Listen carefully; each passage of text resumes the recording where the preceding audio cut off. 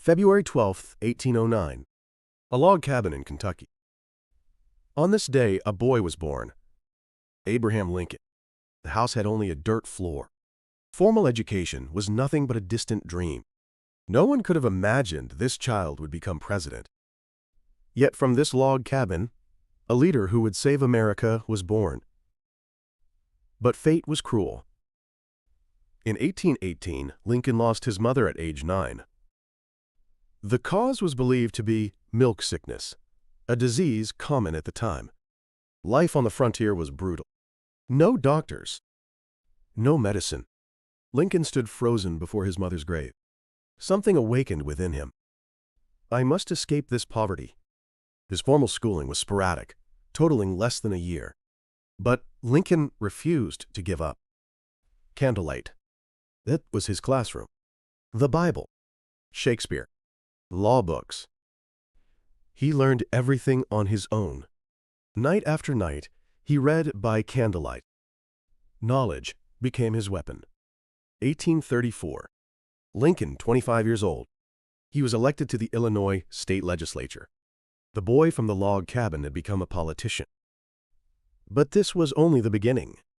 In 1836, Lincoln was admitted to the bar in Illinois and began his legal career in earnest. A man with less than a year of formal education had become a lawyer. But his ambition didn't stop there. He sought a bigger stage. But the path of politics was treacherous. Elected in 1846. The following year, 1847, Lincoln went to Washington as a U.S. congressman. But it was only one term. He was not re-elected. After 1849, he returned his focus to legal practice. 40 years old. As a politician, he seemed finished. But destiny still needed him. 1854. The Kansas-Nebraska Act was passed. This law allowed popular sovereignty to decide the slavery question, effectively overturning the Missouri Compromise and escalating the threat of slavery's expansion. Lincoln felt rage. This is a betrayal of America's ideals. He made his decision. Return to politics. To fight slavery. 1858.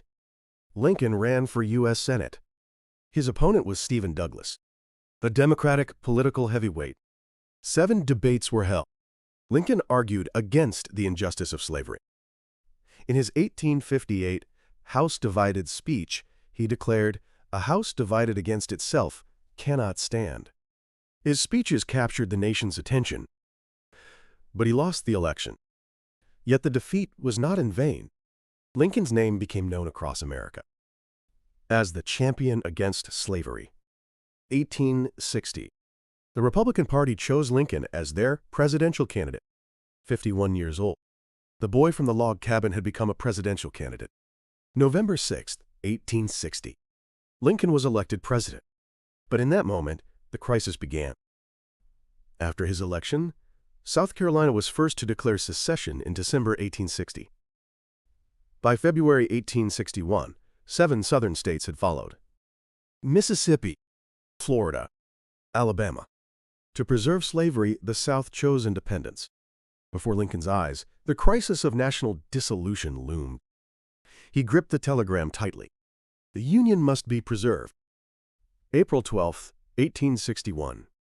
Confederate forces bombarded Fort Sumter. The Civil War had begun. Of the 34 states, 11 seceded to join the Confederacy. Some slave states remained loyal as border states. Recent research suggests approximately 750,000 lives would be lost in this war. The fate of the Union rested on Lincoln's shoulders. The war dragged on. The Union suffered defeat after defeat. The loss at Fredericksburg in late 1862, and the defeat at Chancellorsville in spring 1863. The struggle continued. Lincoln agonized. How should I end this war? Within his heart, a decision began to take shape. January 1, 1863. Lincoln signed the Emancipation Proclamation. In this moment, the meaning of the war changed. From preserving the Union to abolishing slavery. His hand trembled slightly. This single stroke will change history. The proclamation freed slaves in rebel states, explicitly shifting the war's purpose to the abolition of slavery. However, the Emancipation Proclamation was a wartime measure. The final abolition of slavery nationwide came with the 13th Amendment in 1865. July 1863. The Battle of Gettysburg. 3 days of fierce combat. Over 50,000 casualties. But the Union won. This became the war's turning point. The Confederate offensive was stopped here. November 19, 1863. Gettysburg National Cemetery. Lincoln delivered a speech. Just approximately 272 words, varying slightly depending on how they're counted. 2 minutes. Yet this speech became immortal. Government of the people, by the people, for the people, shall not perish from the earth. His words defined the American ideal. April 9, 1865. Appomattox, Virginia. Confederate General Lee surrendered. Lee's surrender decisively ended major combat, with other Confederate units surrendering between April and June. 4 years of war were over. The death toll, traditionally estimated at about 620,000, is now calculated by recent research to be approximately 750,000. But the Union was preserved. Slavery was abolished. Lincoln had saved the nation. But fate was cruel. April 14, 1865. Ford's Theater. Lincoln was watching a play with his wife. Then a gunshot rang out. Actor John Wilkes Booth shot Lincoln. The following morning, Lincoln died. He was 56 years old, just 5 days after the war's end. All of America mourned. From log cabin to president, the man who achieved emancipation, the leader who saved the Union. Lincoln's death was a national loss, but his legacy lived on. Government of the people, by the people, for the people. That ideal remains within us today. One leader saved a nation. The rise from poverty created the greatest president. Lincoln never gave up. Not the poverty of the log cabin. Not his mother's death. Not political defeat. Everything made him stronger. The lesson he left us is this: your origins don't determine your destiny. Your decisions create your destiny. Adversity is not the end. It's the beginning. So I ask you, if you faced a desperate situation, could you rise like Lincoln did? Could you believe that any hardship can be overcome? Share your thoughts in the comments. Thank you for joining me on this journey.